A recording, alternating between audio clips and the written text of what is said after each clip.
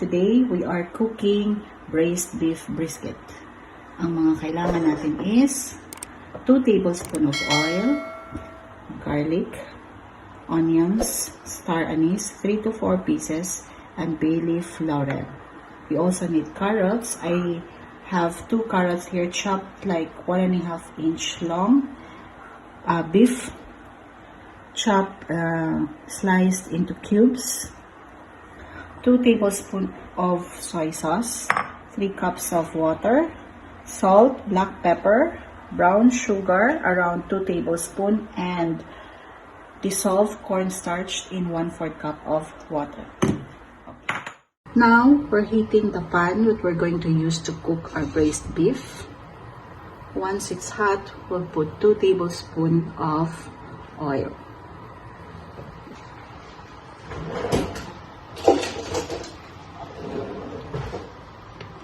Let's put 2 tablespoons of oil so that we start cooking.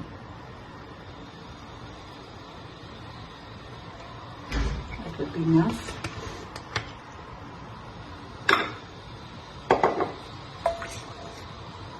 Once the oil is hot, you can start sauteing the onions and garlic. So we'll wait for it to be hot. Our pan is hot, so we'll have to saute first the onion, the garlic. Make sure you don't burn the garlic. And then next is the onions.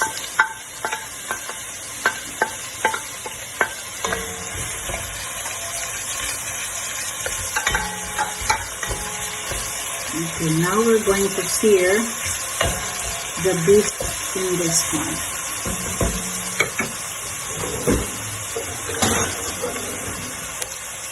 Get all your beef and put it in the pan.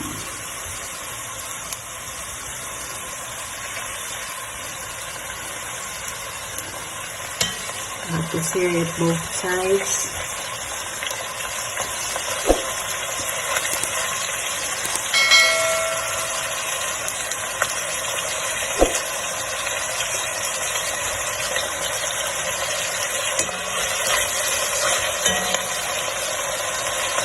The beef I used here is around 1 kilo.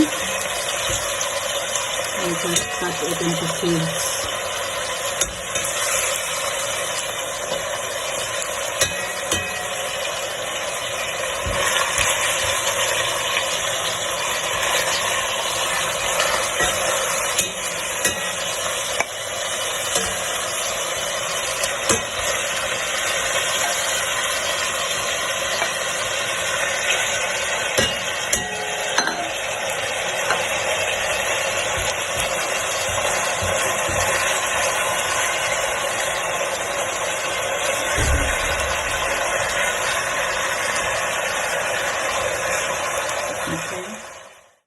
Okay, so I decided to add 1 cubes of beef cubes to add to the flavor.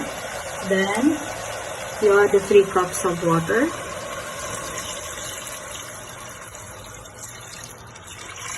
Add all the ingredients except for the carrots and cornstarch mixture. So we'll have the 3 tablespoons of soy sauce. The star anise, about 3 to 4 pieces. The laurel leaf, about 3 pieces as well. And we'll add a pinch of salt to add the flavor. Black pepper.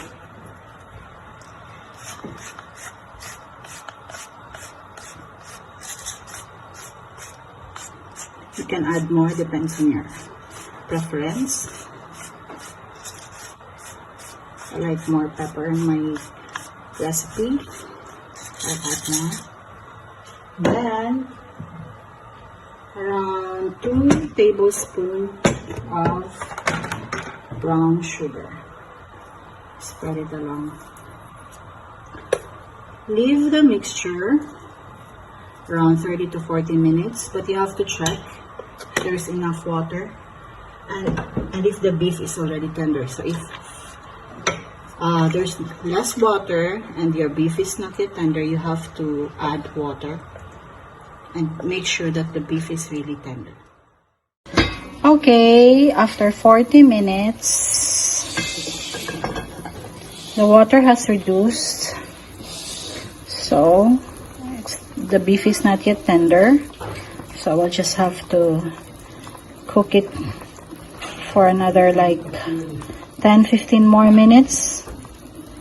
Because the beef is not yet that tender. But I can smell, it smells so good. Okay, now I'm checking my beef. Okay, let's check now the beef. Okay. It's now tender, so we can add the carrots and the cornstarch mixture. Just give it a stir.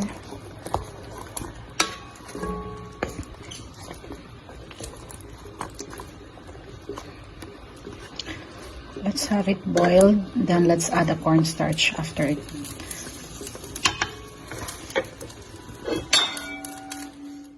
Wow, that smells good. With rice, put on some of your beef.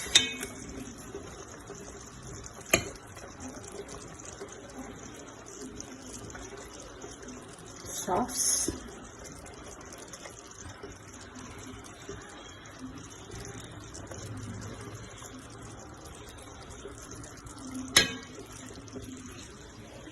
You've got your braised beef now.